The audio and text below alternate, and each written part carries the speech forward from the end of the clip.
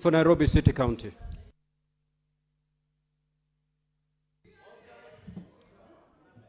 Honorable Speaker, the majority leader had requested me and a small group of senators to proceed to the place where the governor for Samburu was addressing the press so that we can escort him into the precincts of Parliament, our offices here, put him somewhere.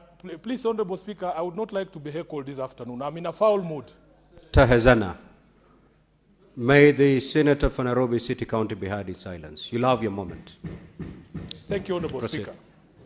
Speaker, the reason I am saying I'm in a foul mood, I've actually been assaulted at the gate there, and I was going to get there. Mr. Speaker, when we arrived there, we found the governor of Samburu actually speaking to the press. And because you had asked that the sergeant at arms escort him to the police station, the sergeant at arms was already there. And Honorable Speaker, as honorable members, we asked him to walk with us into Parliament so that he can be taken where you had ordered him to be taken. One of his goons, Honorable Speaker, grabbed me by my coat. I don't say it's an expensive suit, but now it's ruined, Honorable Speaker. And were it not for Senator Eddy, I think I would have been found myself in a very difficult situation. Speaker, what we are saying is this. I think we need to stop making a mockery of this House. We need to stop making a mockery of devolution. We need to make stop making a mockery of the processes that are constitutionally, required to be done. So, Majority Leader, I am asking myself, I personally am happy.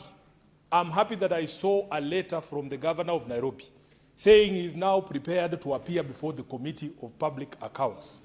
But, Honorable Speaker, this decision not to appear before a specific committee of this House is a collegiate decision by the Council of Governors. And that is why I like what the Senator for Meru has said, that this is no longer about our individual counties. One of the things that I agree with the chair of the Council of Governors, the governor for Wajir, when he spoke yesterday, he said, in fact, the oversight mandate of this House is not upon individual governors. I, as a senator for Nairobi, it is not only me who is expected to oversight Nairobi. The governor of Meru, the governor of, the governor of Meru, the governor of Samburu is also subject to my oversight as a member of this House. But where we differ is that the responsibility to account for money is an individual responsibility for them. My responsibility is to account to the people of Nairobi how I have been able to execute the mandate they gave me at the ballot.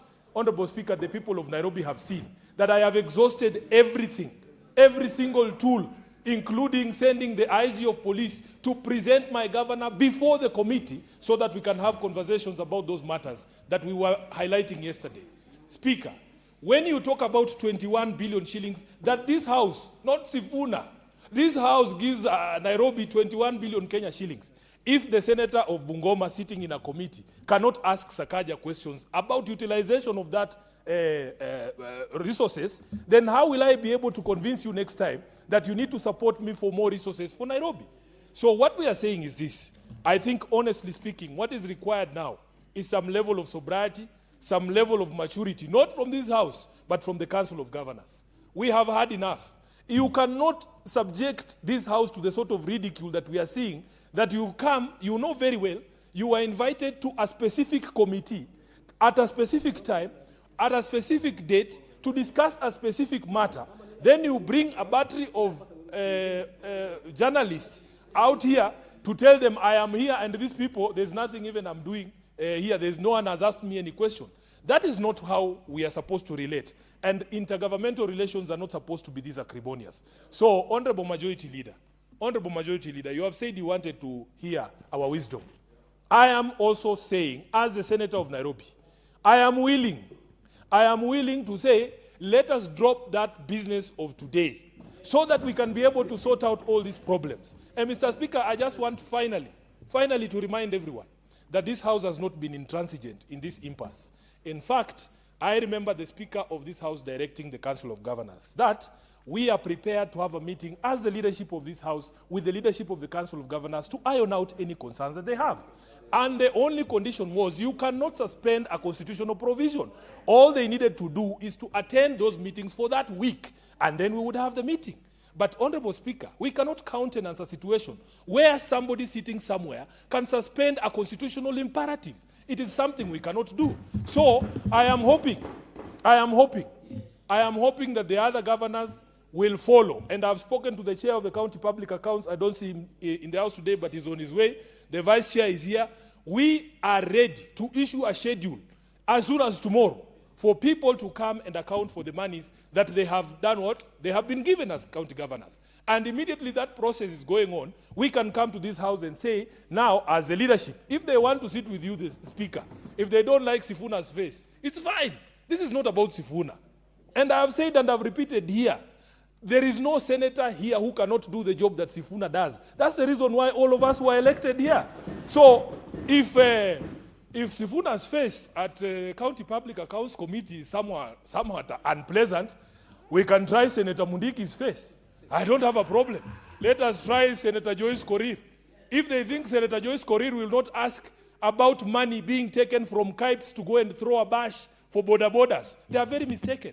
If they think Senator Korir will allow them to withdraw money from the county coffers so that they can throw a housewarming party like they did in Vihiga, it is not going to be possible. Mr. Speaker, can you imagine? They say we embarrass them there.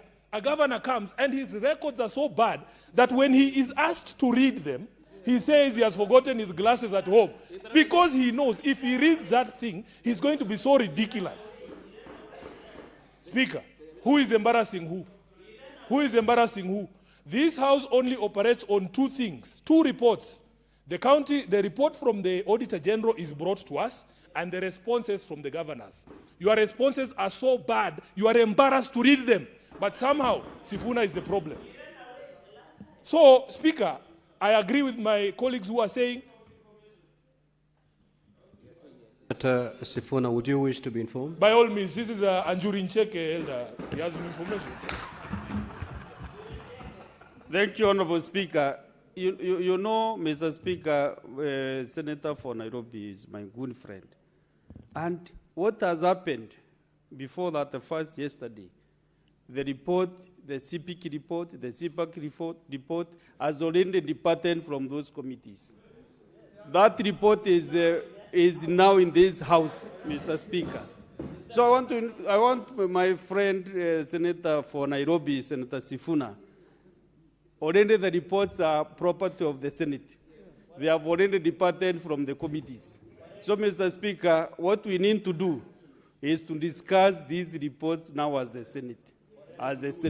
Whatever we want to do with them, whatever we want to do with the governors, they should appear now before the Senate. They have already left the committees, Mr. Speaker.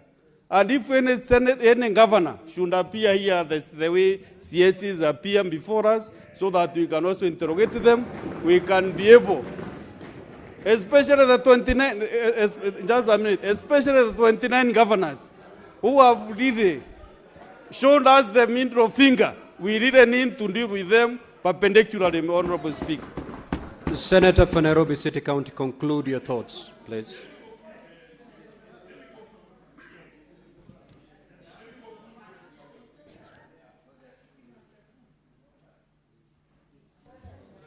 I wanted to conclude, Speaker, by saying that I agree with what the Senator of Meru is suggesting. And in fact, it will be good for the whole country. It will be good for the whole country to see for themselves the sort of amazing things that we are told in County Public Accounts Committee. When you ask somebody to show you what they utilized money on and they tell you that they gave supplements to wild animals who are being given special food, and there's children in this country going hungry, I want them to stand there and be live on all media stations and say those things. Let us see if Sifuna is the problem. Let us see if Sifuna is the problem. So, Speaker, I want to very strongly say.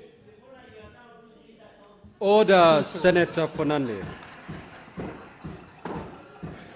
I want to say, let us drop this business. We are amenable as a committee. None of this business is the property of any committee. It's the property of the House. So let us adopt the position that has been taken. But until we clear those 29, there is no single coin we are going to vote for to go to the counties. Thank you. Senator Wakoli.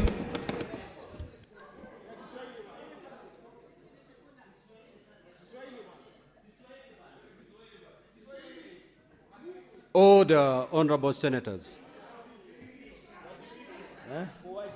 Asante.